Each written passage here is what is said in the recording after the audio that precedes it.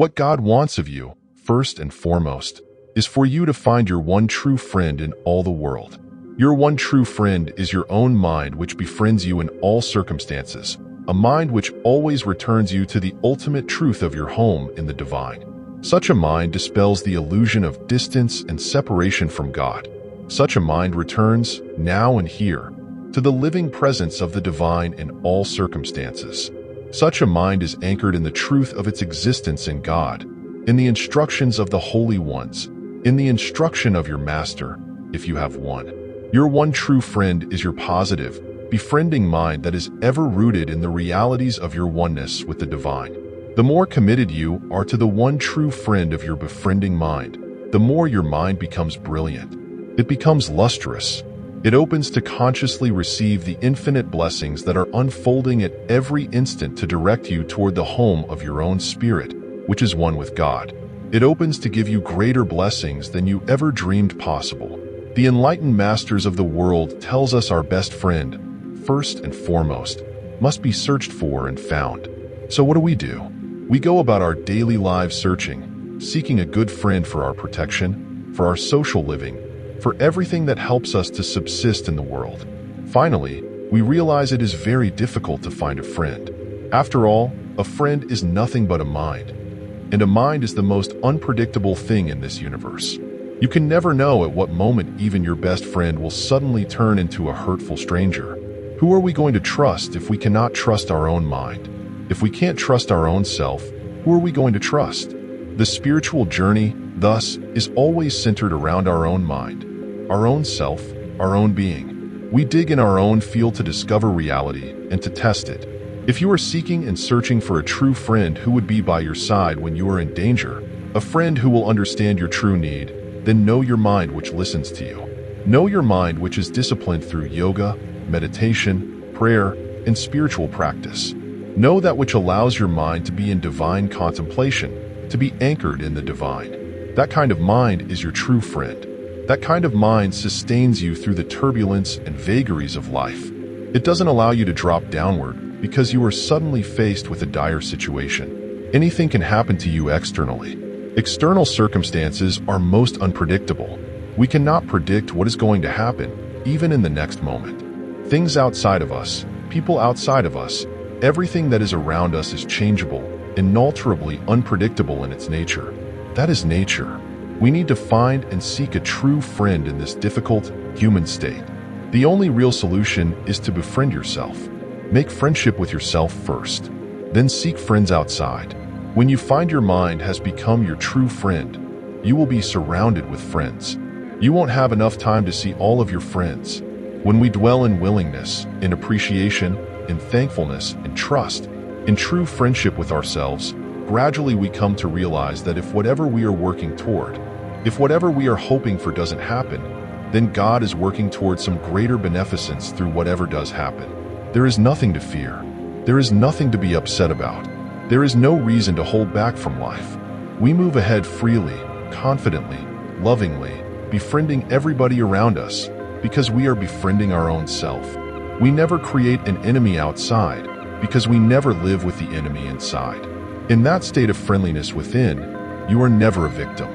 There is no self-condemnation. There is no guilt. There is no question of blame. There is no depression. Your mind is more and more vibrant. It is buoyant. It moves naturally upward because it is light. It vibrates at a very high level. It attracts the ethereal vibrations of the holy saints and sages that are eternally available to all human beings throughout the ages. The words of the saints and sages, their inspiration, their grace flows out to you. Everything is available to you the moment you raise your mind and heart to that positive field. Ever so gradually, you absorb the graceful teachings of the Lord. You grasp new, deeper meanings. You grow in awareness and consciousness. You come to understand the essence. You become the essence of the eternal teachings. Our human journey is from lower truth to higher truth, from darkness and ignorance to light and wisdom, from fear of death to deathlessness. It is a journey through the mind, a journey which trains the mind, a journey which always returns the mind to its true, encompassing home in the unifying spirit. We do the basic work of that journey by continuously cultivating our befriending mind, anchoring and re-anchoring ourselves in the ultimate truths of spirit. We all have God in our hearts. However, God in one who is awakened is alive, fully conscious and available.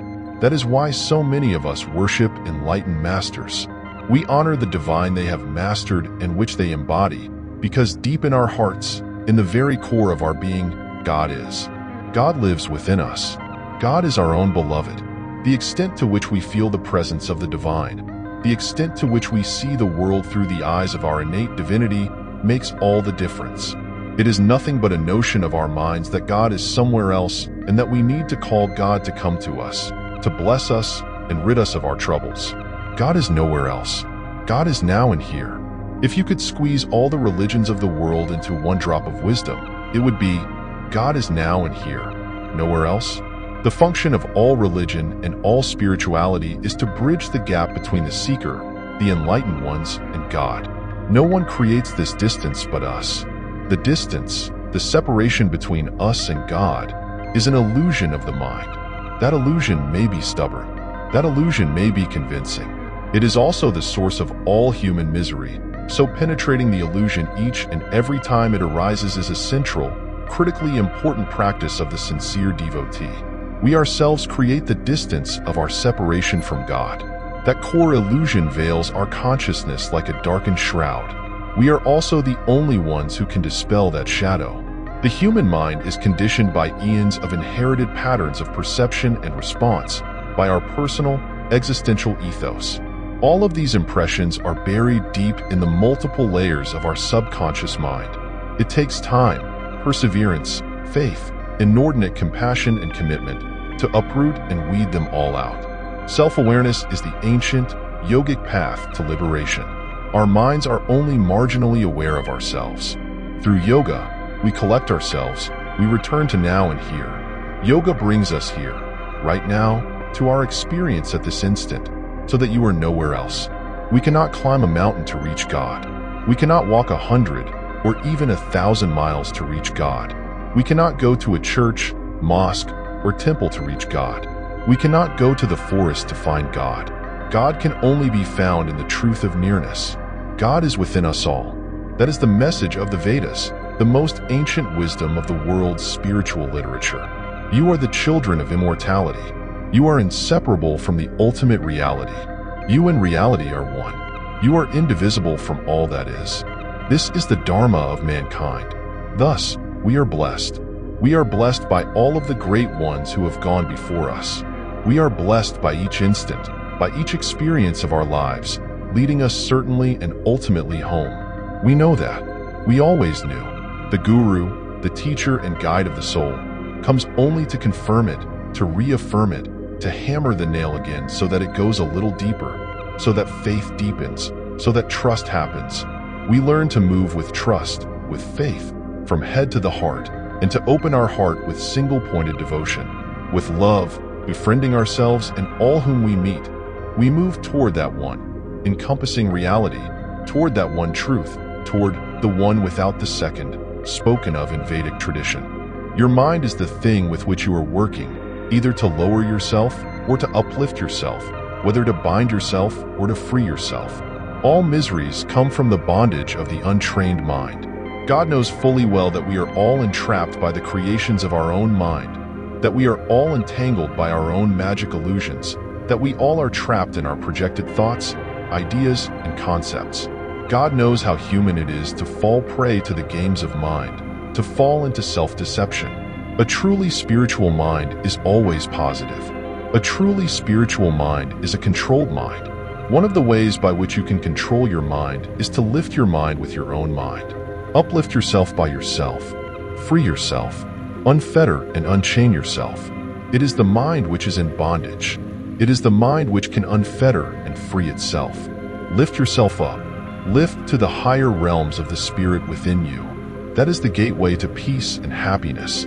The ultimate state of human mind occurs when the mind becomes single-pointed and flows uninterruptedly toward its own origin in spirit, toward its intrinsic divine potential. That positive, befriending mind is the greatest blessing to an individual. The blessing is not only to the individual, however, it is a blessing for all humanity, for the whole universe. The positive, befriending mind is in a state of continuous, authentic celebration. It is ever in the present, ever celebrating the presence of the divine. Our positive, befriending mind is a mind that looks for the blessing hands of the Lord behind all that is transient in nature. It sees the sun beyond the clouds of circumstance. Our positive, befriending mind is a state of yoga in the truest sense. It yokes us, uniting us with the field of our communion with the indestructible beloved, with that which is beyond fear, beyond anxieties, beyond all troubles and tribulations, beyond all negativity. Our positive, befriending mind is the mind at peace with itself, at one with the world around it. Cultivating our positive, befriending mind is the basic, essential spiritual practice without which all other practice falls short. We can all cultivate a positive, befriending mind. It is a gift we can give to our family, one we can give to our friends, one we can give to our coworkers. We can give our positive, befriending mind to the entire universe. There is no greater gift,